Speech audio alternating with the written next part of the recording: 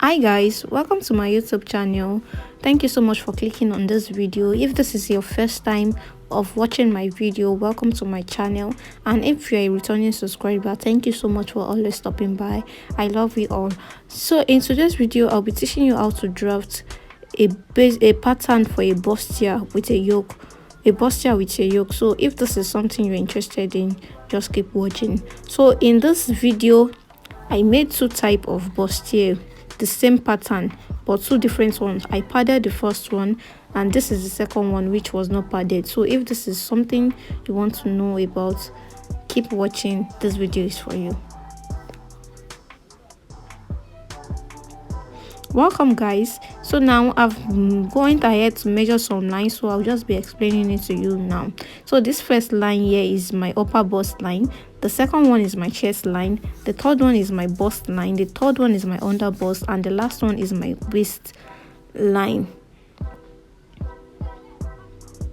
So now I will start by measuring my shoulder. Your shoulder measurement divided by 2, mine is 15 inches, so 15 divided by 2, it is 7.5. And on the second line, which is my chest line, I will also measure the 7.5, so I'll connect both lines together. Both points, I'll connect it together like that. Then I will measure this line and I'll divide it into 2, then I'll go down by ½ inch. So this is what I have after doing that. Then I'll measure my bust divided by 4.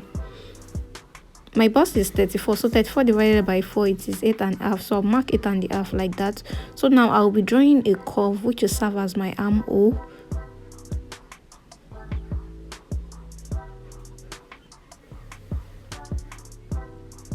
So I'll be using my marker to draw it out so that it will be very much visible.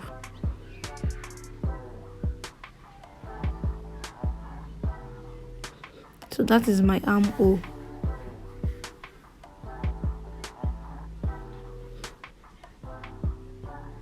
Then on my bust line, I'll go down by 1 inch and I'll just draw a line across.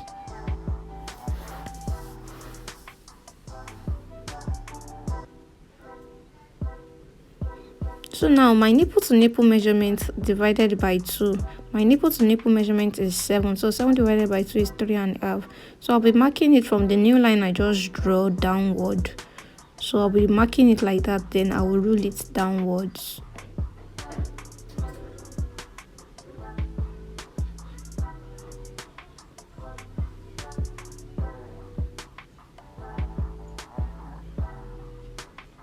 So after that, at my under bust line, I'll measure 1¼ inch at the bigger side, and at the smaller side I'll measure ½ inch, and I'll do the same thing too as my waistline.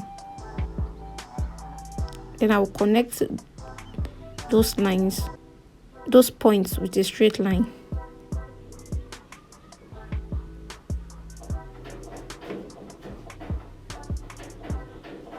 Now with the curvy part of my French curve, I'll connect that 2 points together. Just look at the video, you will understand. I'm trying to find the curviest part so I can connect it. So just like the way I'm doing over there, I'll just connect this like that. Then the other side, I'll just connect like that with a straight line.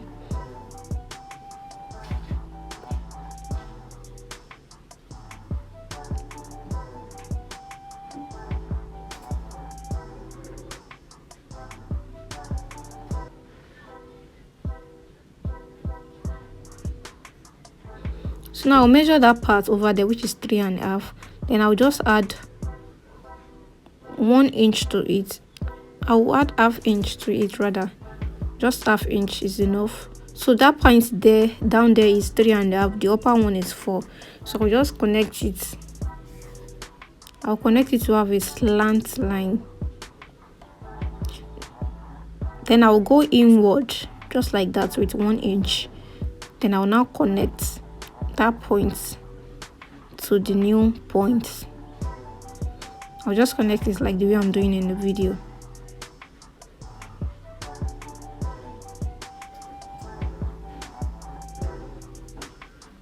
So this is what I have after connecting it. That's the 1 inch I took out over there. So the next thing is to start measuring our measurements. So my bust, that's it. Then I'll add my what I took out from that part, which is 1/2 inch. Then I'll add my seam allowance.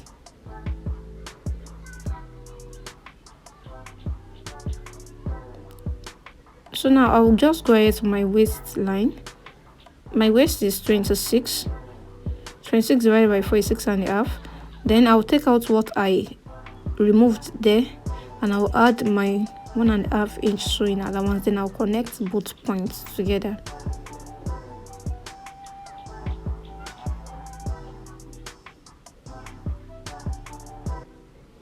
So this is what I have after connecting it together.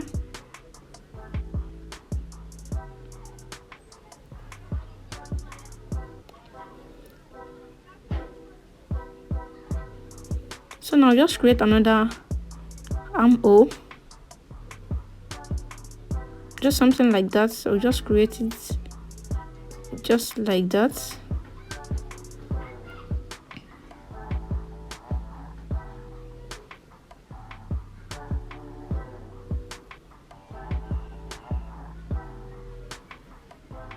So that upper part serves as my yoke, and the lower part is my bustier.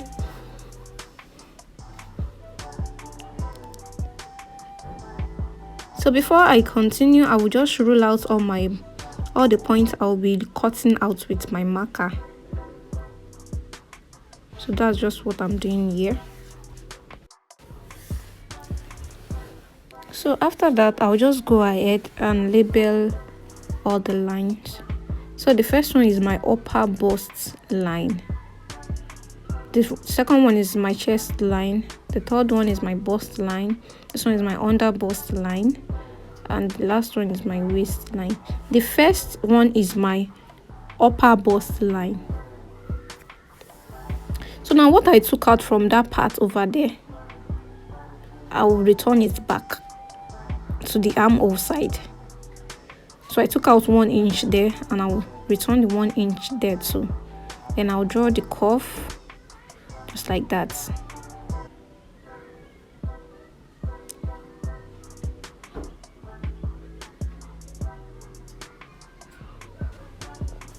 So let me just explain again. So the 1 inch I took there, I'm returning it back there. That's why I have a new armhole. So that's just what I did. Then I will cut it out. If you haven't liked this video, if you haven't commented, if you haven't subscribed, please do so. You can also share with your friends to learn 1 or 2 things from this video. So I'll just go ahead and label that as my yoke. The C stands from the center, while the S stands for the side. So this is what I have after cutting. As you can see that after sewing, this one, it will match with the yoke perfectly. It will match with the yoke. So now I'll just go ahead now and cut out this pattern on my fabric. So this is what I have on my fabric. As you can see, the lower part has seam allowance already, and the upper part does not have on the side, but the side also have a seam allowance. That's the 1.5 we added. So the lower part over there has a seam allowance, but the other part does not have. So the other part that does not have, that's what I added. So now after adding my paper stay and cutting out my lining, this is what I have. This is what I have after cutting out my lining and adding my paper stay to my fabric. So now I'll just go ahead and sew.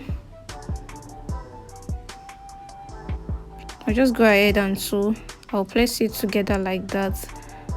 Then I'll just sew with 1/2 inch on both sides. So for my yoke, I made this beautiful yoke. If you need a full tutorial on this, it will be the next video I'll be dropping. Please kindly subscribe so that you can get the video. So I made 2 different types of this beautiful yoke. They are different, 2 different types. So if you want to learn how to make this yoke, just subscribe to my channel, and the video will drop after this video. So now I'll just go ahead and notch this part here just to fix my yoke. If you are using any yoke, you just have to notch both the yoke and the bustier so that they can fit perfectly well.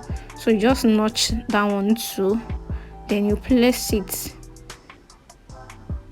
together, then you pin. It is very important you pin, because if you don't pin, I don't know what you are doing. So you just have to pin so that everything can match and it won't give you double work. If I don't pin like that, it gives me double work because one side will just be longer than the other. So in order to avoid all those time wasting stuff, so you just have to pin so that you know you're on point.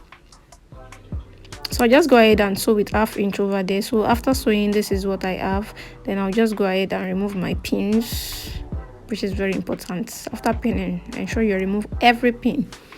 Yeah. So after that, I'll just turn it around like this. This is what I have after turning it out. So I'll just go ahead and give it a very good press so that the lining is not showing. I'll just give it a good press, and I will be back. So this is the second bustier that I cut with the same pattern but different style of yoke, and this one was padded. As you can see, the breast pad inside, this one was padded. The first one was not padded, yeah, but this one, it is padded. So if you have any question, please you can drop it in the comment section and I will reply as soon as possible. So as you can see, this other one, it does not have pad. That is why it is looking like that. So this is it after ironing.